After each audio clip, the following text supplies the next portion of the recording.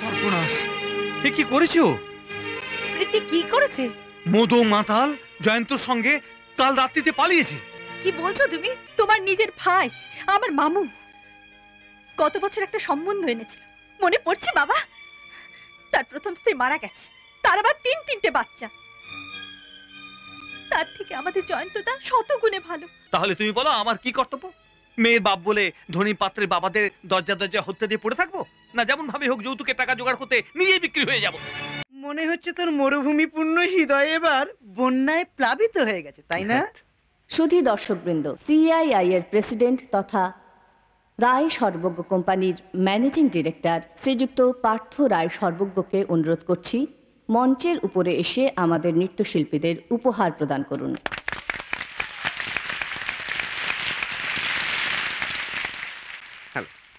Miss Swati Bandyopadhyay.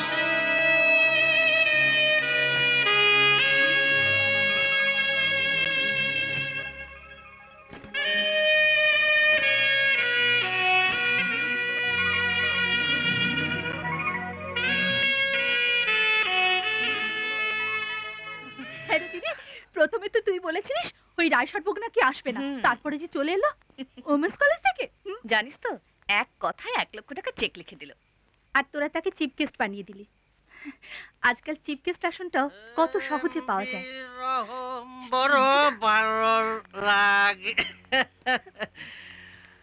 এত রাত্রে মদ খেয়ে ফাঁকা রাস্তায়? রাস্তার ধারে যে আমাকে দাঁড় করিয়েছে সে তোমার এই সুন্দরী দিদি প্রীতি। কি বলতে চাও? আচ্ছা, মদ যে খায় তাকে কি কেউ ভালোবাসে না? নাকি যে ভালোবাসে তাকে মদ খেতে নেই? চলে আয়। দেখো প্রীতি, তুমি শুধু আমার দিকে একটু হাত বাড়িয়ে দাও, আমরা এখান থেকে অন্য কোথাও গিয়ে নতুন সংসার পাতবো, নতুন জীবন শুরু করব।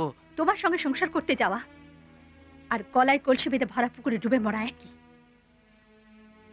আর আমার দিদি কেনই বা আত্মহত্যা করতে যাবে? চল দিদি চল। প্রীতি দেখো, প্রীতি আমাকে বোঝার চেষ্টা করো। প্রীতি, আই লাভ ইউ।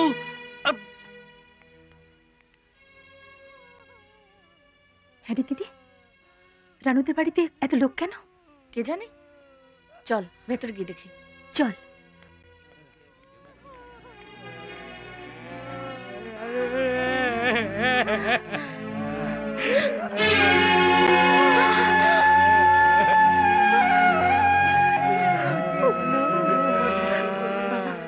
বাবা রানু, বাড়িতে গিয়ে শুনবি, চল। রানু, তুই কি করলি?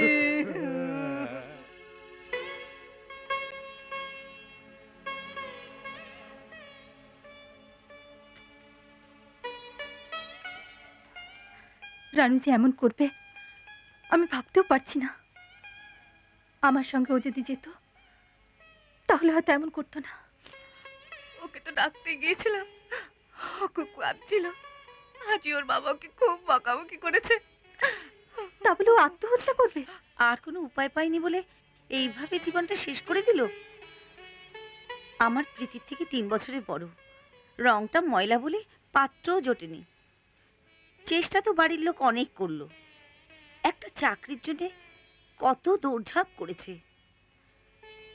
তাও জোটেনি। আর আজ আত্মহত্যা করে বাপ ঠাকুরদা 14 পুরুষকে স্বর্গের সিঁড়ি দেখিয়ে দিল। তুমি তো ওদের বাড়ির কথা জানো না, বোঝা বলে মনে করতো ওর বাবা মা, উঠতে বসতে বিব্রত করছিল ওকে। আমাদের বাড়িতে এসে মেয়েটা খুব কাঁদতো। আজকে ওর কথা শুনে আমার নিজের মেয়ে দুটোর কথা ভেবে ভয় আমার বুক কেঁপে উঠছে। তার সঙ্গে তোমার মেয়ে দুটোর কথা ভাবছো কেন? ভাববো না? প্রীতি তো 28 পূর্ণ হয়ে 29-এ পা দিল, তারই কিছু ব্যবস্থা হয়ে উঠলো না। তারপর আবার সাথী আছে। কোনোদিন কি ওদের অবহেলা করেছি? ওদের কি পড়াশোনা করাচ্ছি না আমি? ওদের খাওয়া পড়ার কথা কি আমি ভাবিনি? খালি খাওয়া পড়া দিলেই কি তুমি ভাবছো তোমার সব দায়িত্ব শেষ হয়ে গেল? ওদের বিয়ে দিতে হবে না? ওরা ঘর সংসার করবে না? তুই কেন ভাবছো আমি চুপচাপ বসে আছি? একটা মধ্যবিত্ত পরিবারের বাপ হিসেবে আমার মতো লোকের এমন সঙ্গতি নেই যে বেশি যৌতুক দিয়ে মেয়েদের জন্য যোগ্য পাত্র খুঁজে আনতে পারবে। প্রীতি তো দুটো সম্বন্ধ শুধু যৌতুকের জন্য হয়ে গেল, কি করা যাবে বলো? সে কথা বললে কি মেয়েদের বয়স বসে থাকবে? তাহলে তুমি বলো আমার কি কর্তব্য? মেয়ের বাপ বলে ধনী পাত্রের বাবাদের দরজা দরজা হত্যা দিয়ে পড়ে থাকবো, না যেমন ভাবে হোক যৌতুকে টাকা জোগাড় করতে নিজেই বিক্রি হয়ে যাব? তুমি এরকম করে কেন বলছো? আর কেমন করে বলবো? বাড়িতে আসা মাত্র তুমি আমাকে এই সমস্ত কথা বলে বলে ধৈর্যের বাঁধ ভেঙে দিচ্ছ। শেষে এমন হবে শান্তি, ওই রানুর মতো কোনোদিন ফ্যানের দড়ি দিয়ে ঝুলে পড়বো, না হলে রেল লাইনে গিয়ে শুয়ে পড়বো। ব্যাস, সেই দিনে তুমি একবার শান্তির নিঃশ্বাস ফেলবে, শান্তিতে নিঃশ্বাস ফেলবে। সব শেষ হয়ে গেলে শান্তির নিঃশ্বাস ফেলবে, শান্তির নিঃশ্বাস ফেলবে।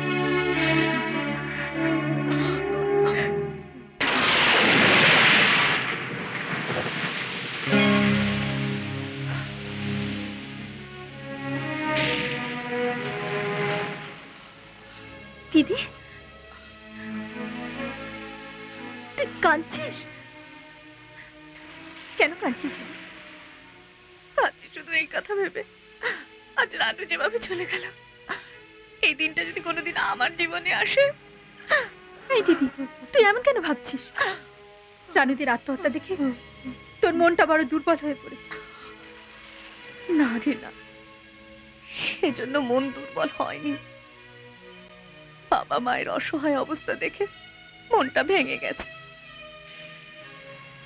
দুটো বয়স্কা মেয়ে ঘরে বসে আছে, বাবা মায়ের সম্বল নেই যে বিয়ে দেয়। বাবা মায়ের বোঝা হালকা করার জন্য আত্মহত্যাই একমাত্র পথ হতে পারে না। আমি তা জানি সাথী, আত্মহত্যা করাটা যে সমস্যার সমাধান হতে পারে না, বরং এটা দুর্বল মনের কাজ।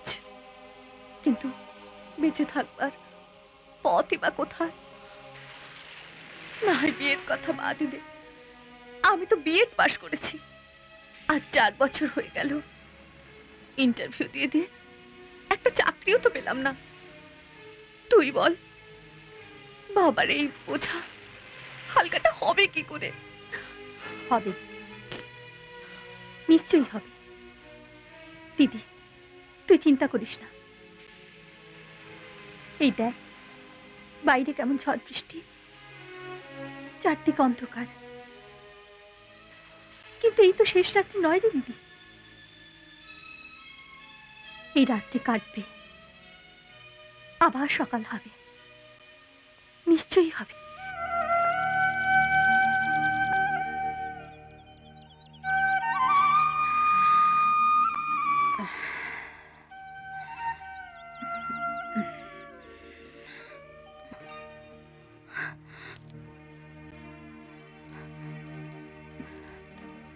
সাথী, অনেক চিন্তা করে দেখলাম এছাড়া আমার সামনে আর অন্য কোনো রাস্তা খোলা নেই। তাই এই ঝড় বৃষ্টির রাতে আমি বাড়ি ছেড়ে চলে যাচ্ছি। না, আত্মহত্যা করতে না রে, বাঁচার জন্য, আর বাবা মায়ের অন্তত প্রীতি নামক বোঝাটা নামিয়ে দিতে। জয়ন্তকে আজ পর্যন্ত ঘৃণাই করে এসেছি রে, কিন্তু বারবার ভেবে দেখলাম ও ছাড়া আমার সামনে আর অন্য কোনো পথ বোধহয় খোলা নেই। তাই ওর সঙ্গেই এই জায়গা ছেড়ে চলে যাচ্ছি। বাবা মাকে তুই বুঝিয়ে বলিস। তুই না বলেছিলি ঝড় বৃষ্টি থেমে যাবে, রাত কেটে যাবে, আবার সকাল হবে? আমি সেই সকাল খুঁজে পেতে আজ চলে যাচ্ছি। ইতি, তোর দিদি।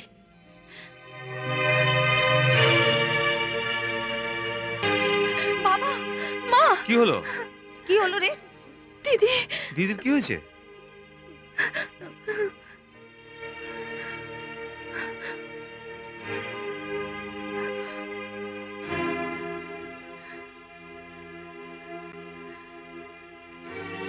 কি হয়েছে? কি কথা বলছো না কেন? হ্যাঁ, সর্বনাশ! এ কি করেছো? প্রীতি কি করেছে? মদো মাতাল জয়ন্তর সঙ্গে কাল রাত্রিতে পালিয়েছে। কি বলছো তুমি? প্রীতি ঘর থেকে পালিয়েছে জয়ন্তর সঙ্গে? রানুর ওই আত্মহত্যা দেখার পর ও একেবারে ভেঙে পড়েছিল। তারপর তোমাদের দুজনের কথা শুনে আরো বিচলিত হয়ে পড়ল। অনেক বোঝানোর পর শুতে যায়। রাত্রিবেলা বিছানা ছেড়ে উঠে রানুর মতো আত্মহত্যা করলেও এর চেয়েও ভালো কাজ বোধহয় করতো প্রীতি। বাবা, মুখে কালি লেপে দিয়ে চলে গেছে। সে ভাবলো না এই ঘরে আরো একটা আইবুড়ো মেয়ে রয়েছে, তার এই কীর্তিকলাপে আর একটা মেয়ের ভবিষ্যৎ অন্ধকার হয়ে গেল একেবারে। এই তোমার ভুল ধারণা বাবা, কেউ কারো ভবিষ্যৎ অন্ধকার করে দেয়নি। আমার তো মনে হয় দিদি অনেক ভেবেচিন্তে এই সিদ্ধান্ত নিয়েছে। তোমার বোঝা হালকা করার জন্য ওর সমস্ত সুখ বিসর্জন দিয়ে জয়ন্তের সঙ্গে চলে গেছে। বোঝা হালকা করার জন্য না, আরেকটা কলঙ্কের বোঝা মাথার উপর চাপিয়ে দিয়ে চলে গেছে সে, যাতে সারা জীবনে আর কোনোদিন আমি মাথা সোজা করে দাঁড়াতে না পারি।